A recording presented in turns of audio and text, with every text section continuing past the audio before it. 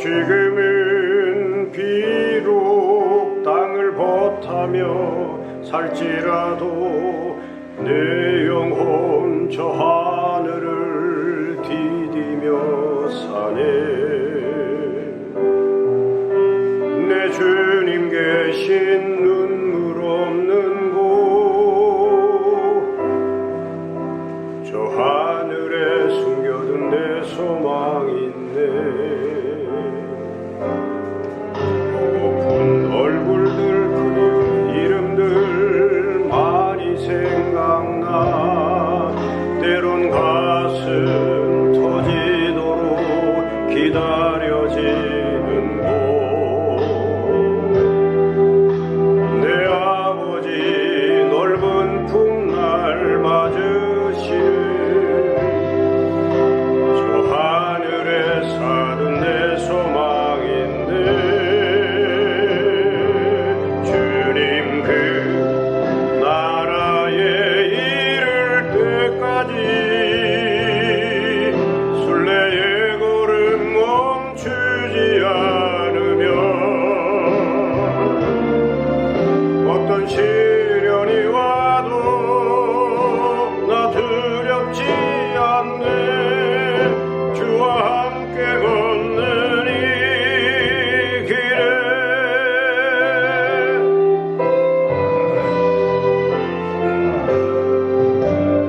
지금은 비록 땅을 벗하며 살지라도 내 영혼 저 하늘을 디디며 사네. 내 주님 계신 눈물 없는 곳 저 하늘에 숨겨둔 내 소망인데 보고픈 얼굴들 그리운 이름들 많이 생각나. 때론 가슴 터지도록 기다려지는 곳 내 아버지 넓은 품날 맞으시는 저 하늘에 사둔 내 소망인데 주님 그 나라에 이를 때까지 순례의 걸음 멈추지 않으면 어떤 시련이 와도 나 두렵지 않네. 주와 함께 걷네 이 길에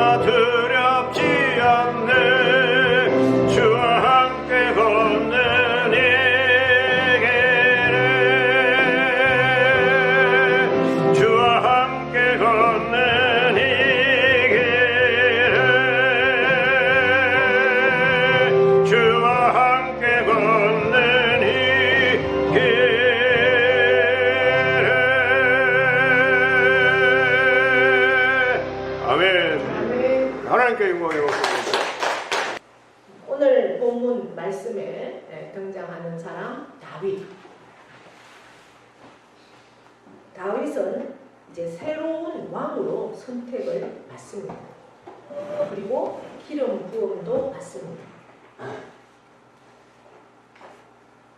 다윗이 하나님의 사람으로 세워지는 과정을 우리가 말씀을 통해서 보게 됩니다.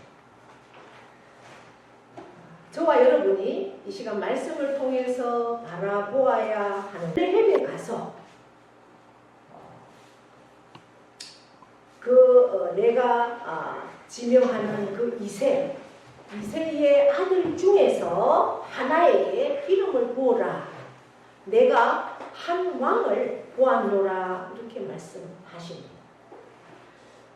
사무엘은 처음에 이 말씀을 이해하지 못합니다. 사람의 타이밍, 또 사람의 생각으로는 하나님의 그 때, 하나님의 계획, 하나님의 뜻을 잘 받아들일 수가 없기 때문입니다.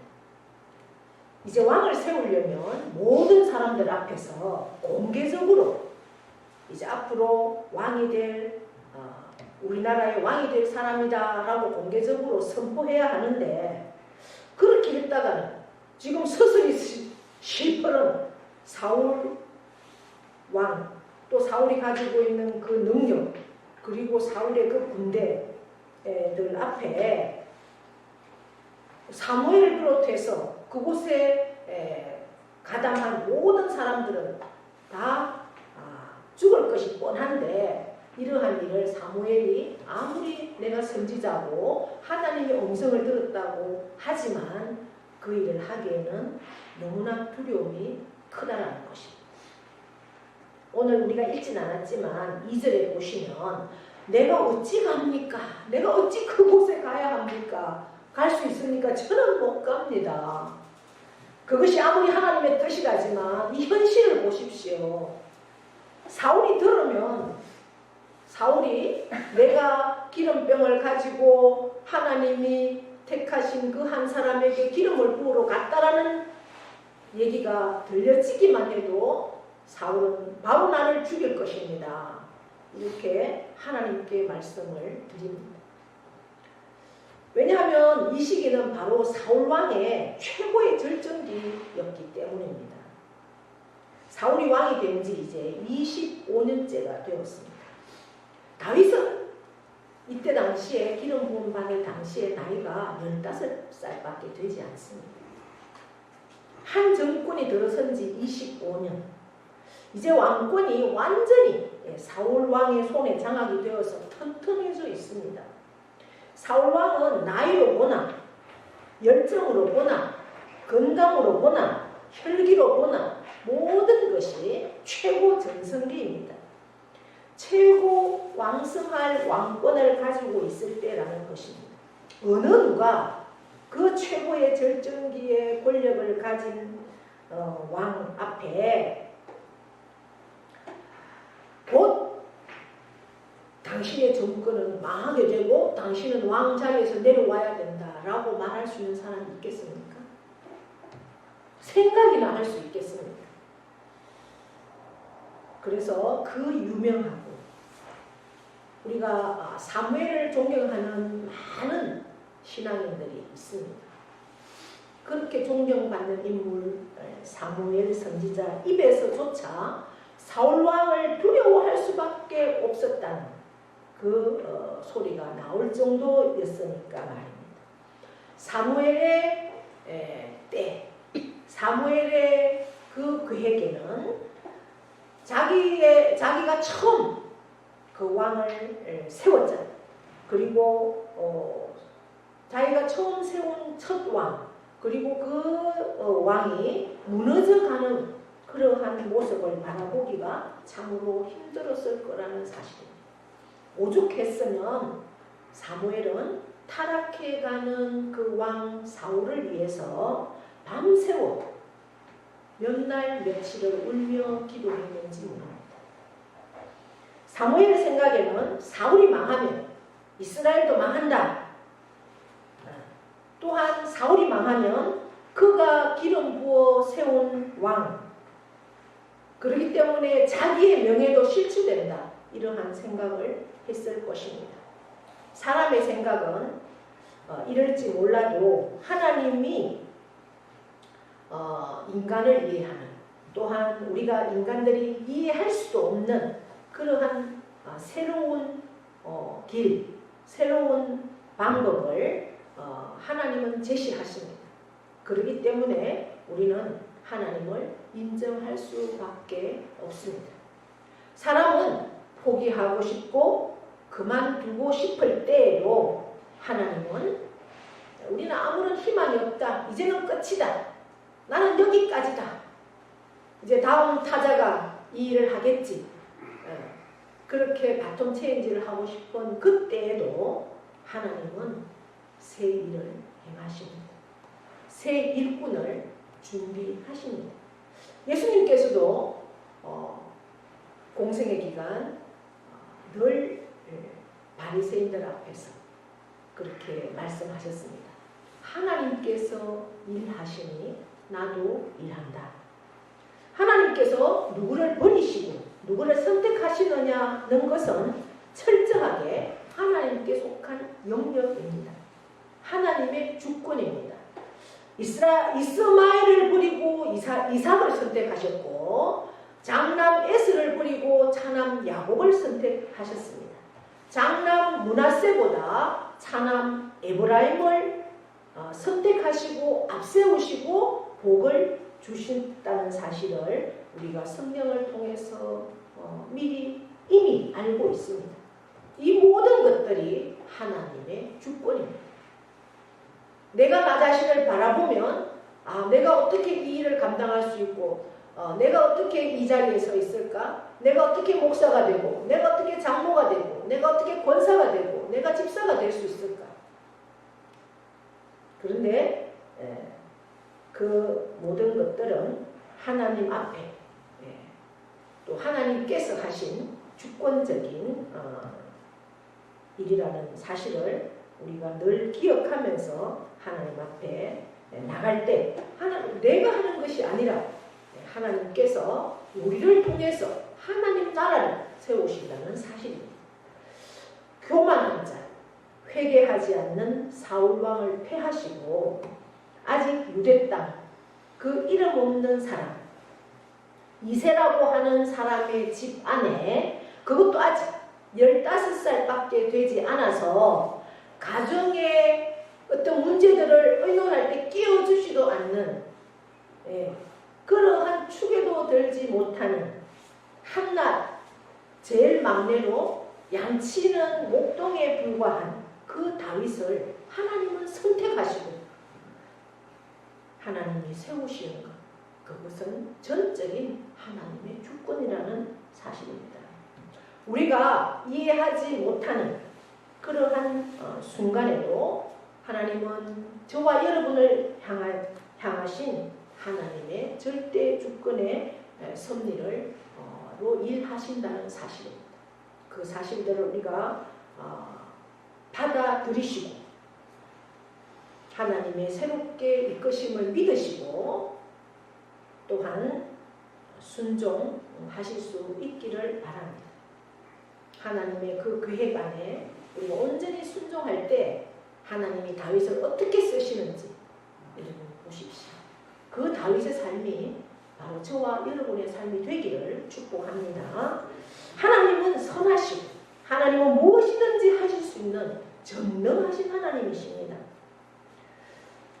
여러분과 우리 교회를 향하시고 새로운 일을 행하시는 하나님의 그 이끄심을 느끼시고 또한 체험하시는 귀한 오늘 종려주일이 되기를 축복합니다. 사람은 그 용모와 외적인 것을 보고 그 사람에 대해서 판단합니다.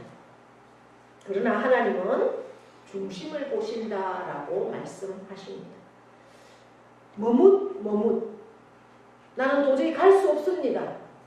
그 베들레헴의 이새의 집에 기름 부으러 갈 수 없습니다.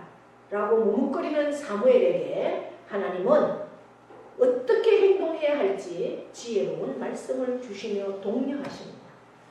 이렇게 기록합니다. 암송아지를 끌고 가서 제사를 지내러 왔다고 말하고 이새를 청하여 같이 음식을 먹고 그의 아들 중에서 내가 너에게 지시하는 그 사람에게 기름을 부으라. 이새의 집에 가는 것이 아니라 제사를 지내러 간다고 하고 가거라. 하나님이 모든 것을 다 계획하시고 그렇게 행동할 수 있도록 다 일러주시니 구체적으로 지시하여 주시죠. 그 유대 땅 베들레헴 성읍 사람들이 두려움에 떨며 사무엘을 맞이합니다. 평강으로 왔다고 안심을 시킵니다. 그리고 그들 모두를 불러서 제사에 초대합니다. 그리고 이새를 청합니다. 그리고 이새의 아들들을 다 불러오라고 그렇게 말합니다. 이새는 아들이 8명, 딸이 2명입니다. 그들 중에 아들은 8명 중에 다윗은 막내입니다. 8명 중에. 하나님이 지시한 사람에게 하나님은 이새의 아들 중에서 기름을 부으라고 말씀하셨지 이새의 아들 막내 다윗에게 부으라 그 말씀은 하지 않으셨습니다. 하나님이 지시한 사람에게 기름을 부어 왕으로 삼으라 이렇게 하나님이 말씀하셨습니다. 그런데 사무엘은 아직도 사울을 왕 세울 때 그때의 관점에서 벗어나지 못하는 것을 오늘 말씀을 통해서 봅니다. 6절에 보시면 첫째 아들 엘리압이 나왔습니다. 깜짝 놀랍니다. 속으로 사무엘이 야 얘가 하나님이 세울 왕이구나 왕감이구나 이렇게 생각을 합니다. 6절의 말씀에 그의 용모와 그의 신장을 보고 그의 용모가 너무나도 출중하여 그가 바로 왕이 될 상이다 이렇게 생각을 하는 겁니다. 그리고 그에게 기름을 부으려고 합니다. 그런데 하나님이 얘가 아니다. 패스. 이렇게 말씀하시죠. 하나님의 관점은 사무엘과 다릅니다. 사울왕과 같이 용모와 신장을 보지 말라. 내가 그를 이미 버렸노라. 내가 보는 것은 사람과 같지 아니하니 사람은 외모를 보거니와 나 여호와는 중심을 보느니라 라고 말씀하십니다. 계속해서 첫째가 패스, 그 다음 둘째가 사무엘 앞에 섰습니다. 8절입니다. 아비나답이 지나갑니다. 그도 외모가 출중합니다. 사무엘의 마음이 흔들립니다. 그런데 하나님은 역시 아니다 라고 말씀합니다. 셋째 산마가 지나가고 7 아들이 다 지나갑니다. 그래도 거기에는 하나님이 기름 부으라고 하는 아들이 없습니다. 그리고 아직 아버지 이새가 보기에 아무것도 알지 못하는 집안의 어떤 집안일을 상의할 때 그게 끼지도 못하는 그러한 아들, 한 아들이 남아는 있습니다.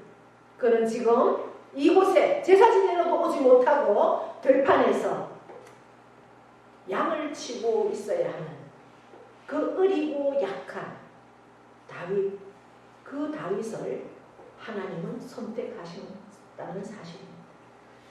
우리는 우리 자신이 부족하고 나 자신을 돌아보면 연약한 인생입니다.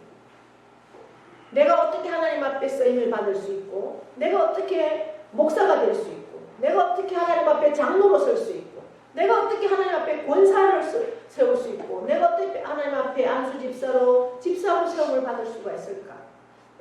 나는 너무나 연약하고 부족한 그러한 우리의 모습이 다 있습니다. 우리의 가치 판단은 틀은 항상 우리 눈에 보여지는 대로 판별하기 쉽기 때문입니다. 자신을 바라볼 때도 또한 다른 사람을 바라볼 때도 그렇습니다. 우리가 배우자를 선택하든지 젊은이라면 아니면 우리의 자녀들의 배우자를 선택할 때도 또 가장으로서 모든 일을 판단할 때도 또한 교회에서 사역하게 될 일꾼을 뽑을 때 우리의 기준은 항상 내가 생각하는 대로 내 생각에 이런 사람의 기준으로 뽑게 된다는 사실입니다. 우리는 아직 성령으로 거듭나지 못한 베드로처럼 하나님의 일은 생각하지도 못하고 사람의 일만 생각한다는 말씀입니다. 그런데 하나님은 중심을 보신다고 하셨습니다. 그 사람의 중심. 중심이라는 라바브라는 그 히브리어 원어의 뜻은 에워싸다, 열중하다라는 뜻입니다.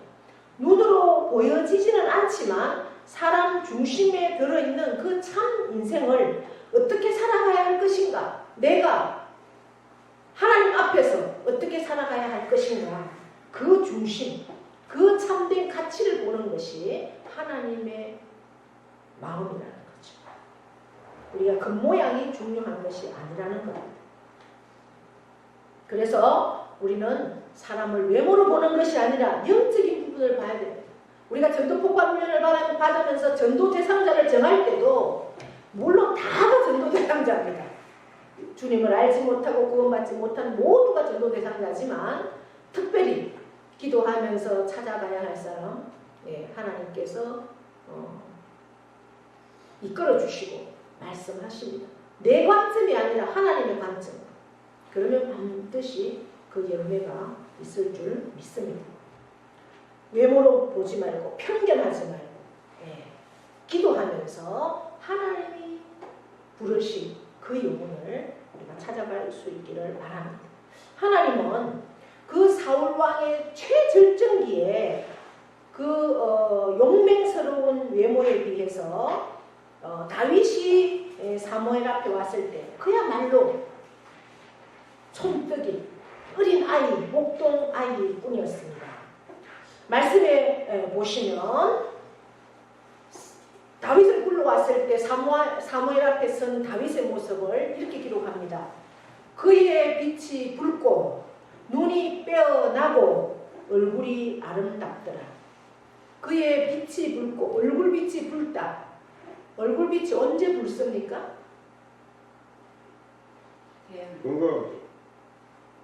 밖에서 햇볕에서 일하고 나면 얼굴이 붉게 되잖아요. 지금 그런 상황이라는 거예요. 햇볕에서 하루 종일 햇볕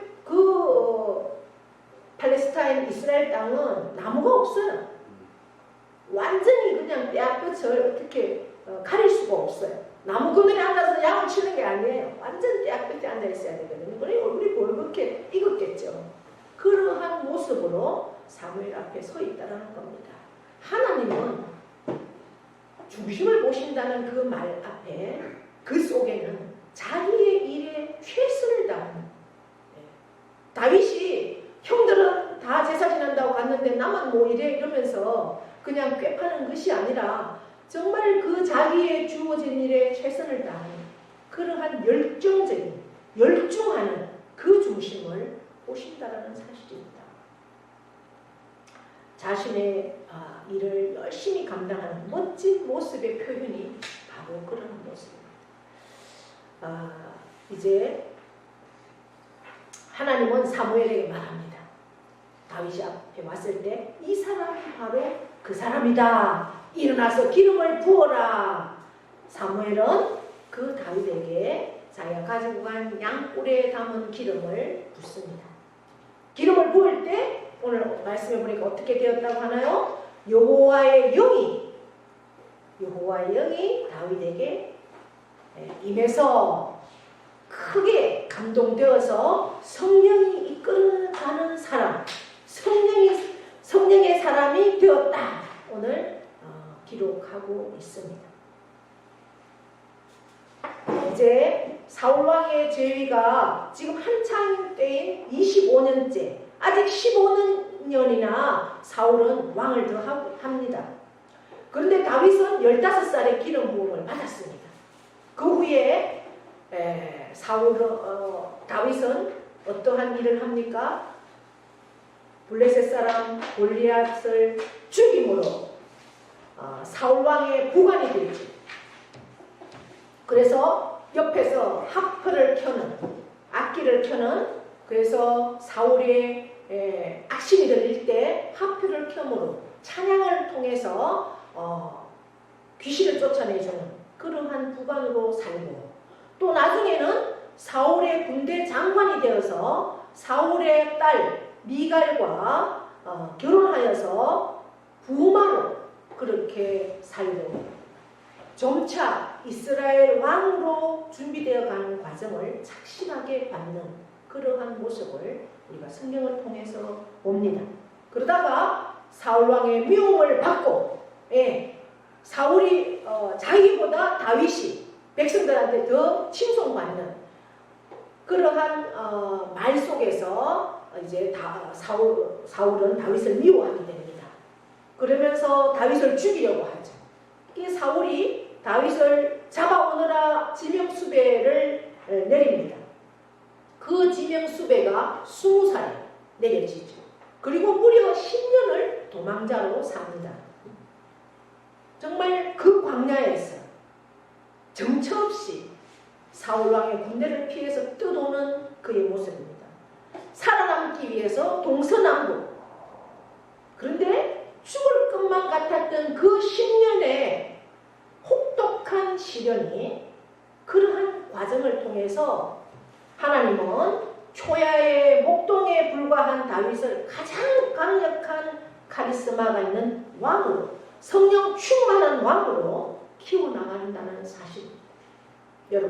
여러분의 삶에 고난이 있다는 것, 그것은 하나님이 나를 준비하는 시간입니다. 그 시간을 하나님 앞에 철저하게 성령 충만한 사람으로 서십시오.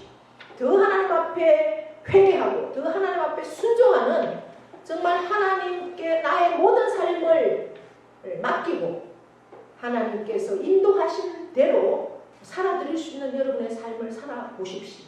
하나님께서 여러분을 통하여 어떻게 일하실지를 기대하시면서 나아가시기를 바랍니다. 그렇게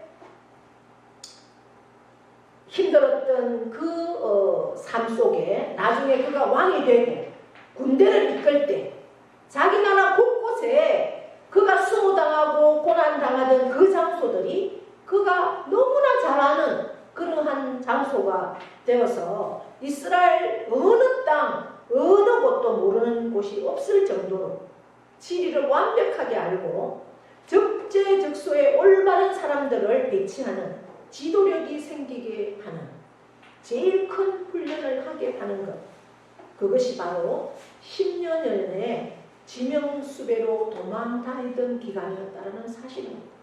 죽음의 위협을 느끼면서도 살고 싶어 살려달라고 기도하며 수많은 시편을 눈물로 씻어내려갔던 그 장소, 그 시간들이 바로 이 지명수배의 시간이었습니다. 성령님의 기름 부으심으로 이렇게 평범한 한 사람은 온전히 하나님만을 의지하는 하나님의 사람으로 빚어 가십니다. 하나님은 하루아침에 사람을 만들지 않습니다. 하나님이 귀하게 쓰시는 사람은 말씀으로, 또 기도, 성령의 이끄심으로 척박한 광야로 우리를 보내십니다. 아무것도 의지할 수 없는 그곳으로. 그래서 내 삶을 온전히 하나님 앞에 다 내려놓고 수없이 반복해서 낮아지고 낮아져서 나 자신이 아무것도 없을 때까지, 나를 내어놓을 아무것도 없을 때까지, 하나님만이 나의 전부이십니다 라고 고백할 때까지 하나님은 우리를 몰아주십니다. 훈련시키고 훈련시키십니다. 성령으로 우리를 이끄심으로 가장 최우선적으로 생각할 때까지 우리를 훈련시킵니다. 여러분, 이제 사순절이 지나 오늘은 고난주간입니다. 내가 생각하는 대로, 내 생각대로, 내 타이밍대로 걸어가던 내 발걸음, 내 인생을 멈추십시오. 그리고 하나님께로 돌아오십시오. 나를 향하신 하나님의 뜻이 어디에 있는지 한 번쯤 물어볼 수 있는 가장 좋은 영적인 훈련의 시간입니다. 오늘 나에게 주신 말씀, 하나님이 나를 얼마나 단련하시기를 원하시는지, 오늘 내게 주신 이 말씀이 오늘 나를 어떻게 이끄시는지 말씀 앞에 서시고 훈련하셨어요. 하나님께서 가장 기뻐하시는 그러한 모습으로 설 수 있는 저와 여러분 다 되시기를 축복합니다. 하나님 아버지 고맙고 감사합니다. 오늘 저희들 종료주일, 이제 고난주일을 주님 앞에 올려드립니다. 아버지 하나님 오늘도 우리에게 말씀 주셔서 감사합니다. 이 말씀 앞에 서서 참으로 하나님의 사람을 중심을 보시는 그 하나님을 향한 내 가치관이 참으로 하나님께만 집중할 수 있는 하나님의 사람으로 저희들을 세우시고 인도하여 주시옵소서. 한날 한날의 그 고난의 주간이 참으로 하나님과 내가 대면하고 하나님 앞에 내 뜻을 다 내려놓을 수 있는 귀한 시간으로 다시금 새로워지는 시간으로 이끄신 하나님을 찬양하며 예수님의 이름으로 기도드리옵나이다.